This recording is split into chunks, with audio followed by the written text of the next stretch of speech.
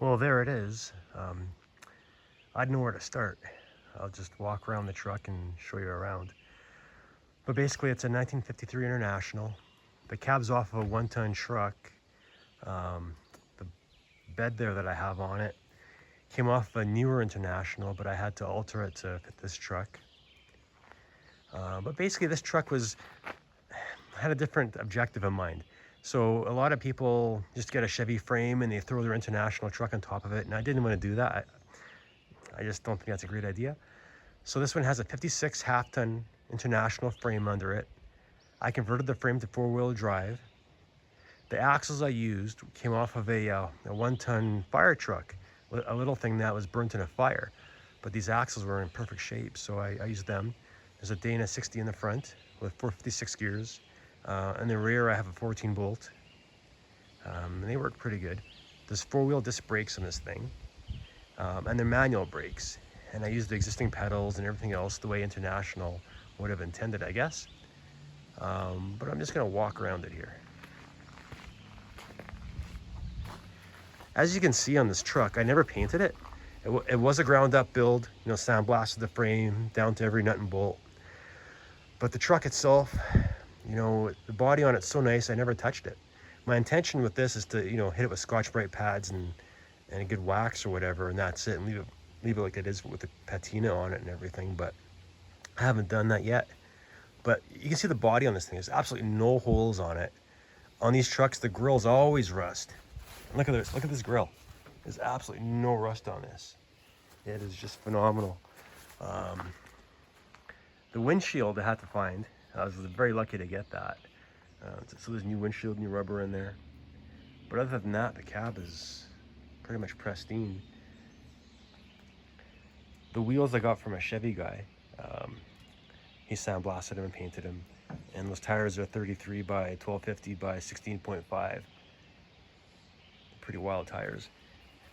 The front suspension on this is pretty much one-ton Chevy mixed with International. I had special leaf springs made for it and everything else. The front bumper is in the back there. It's kind of twisted. I need to do something with that. I might mount a winch to it or not. I don't know. Here's the engine, which is very interesting as well. It's a 1963 264. Now, these earlier trucks came with 220s and 240s, and they were a similar engine, but this 264 is rather unique. The combustion chamber is a unique design, and also they have dome pistons in it. So it's a low compression engine with dome pistons. I think they're doing that for low-end torque and that sort of thing, because this thing really has a lot of torque for something, 264 cubic inches.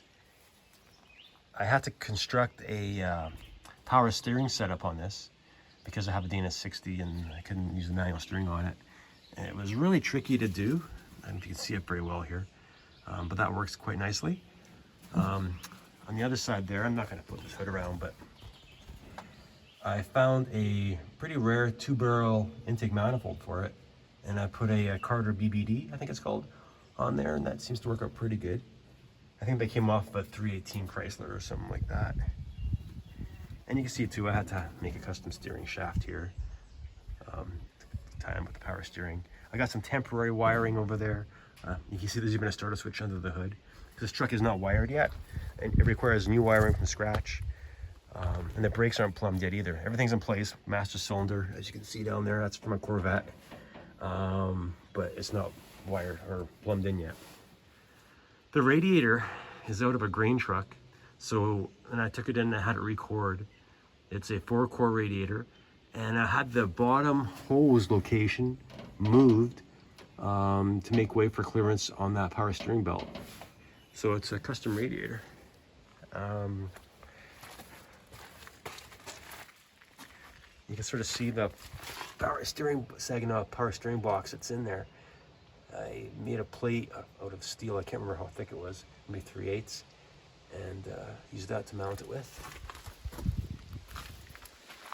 Inside, the original seat, I had it reupholstered. So I put cloth on top of it rather than vinyl on the sides. Just because I hate the way vinyl feels on my skin wearing shorts or whatever. But it does sit kind of low with that seat. I might just do something different because I feel like a lowrider when I drive this. Had to go with a different gas pedal setup. That's not completed yet.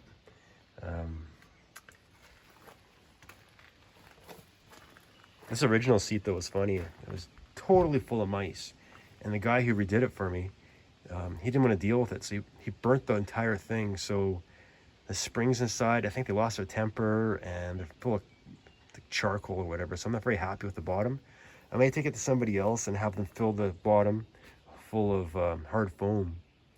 That might work a little bit better, but the upholstery itself I kind of like. And I can buy, there's a place I can buy door panels from, and the roof liner and all that. So the interior, I can make it look pretty sweet pretty quickly. Here's this bed this truck has. I had to alter the wheelbase on it, make it mount differently. I cut it down too, so the top windows are exposed there. That gas tank in the back, that was some weird idea I had. That's coming out. I do have a fuel cell, which is on the other side here. I'll show it to you. It's right there. I think it's 19 gallons. I'm gonna relocate it in the bed right here. I'll have a little trap door to open up. I can fill the fuel cell up, and away I go. And then I have the access to the full 8-foot bed. I don't have to deal with that big thing in the back. On the back here, you can see it had different lights in it one time, and I welded these in and everything else. It looks like the common shape that's available for trailers, but it's not. It's something really old that I just couldn't find. So I said, screw it. I welded these pieces in here, and I put the round lights in there. And I actually prefer those round lights. They look pretty cool. Yeah, underneath here, you can see the 14 bolt.